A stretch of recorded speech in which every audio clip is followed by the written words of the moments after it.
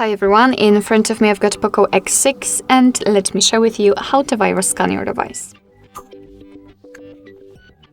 So of course nowadays we do not really have to do a lot in order to actually virus scan our devices. Simply find proper app which is pre-installed on the device. So let's find this app, which is a security, I believe. Let's tap on it, and all we have to do is to now tap on the security scan. And as you can see, your device will right now scan itself. It will scan the, for example, payment environment in order to find any kind of malware, any viruses, any kind of problems.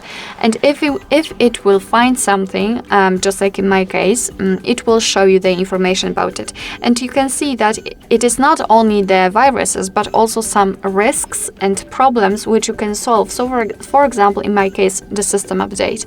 And of course, if it will find the viruses, it will show you and it will guide you through other steps which are required to get rid of them. So I highly recommend to do this security scan once in a while to be sure that your device is clean and secured.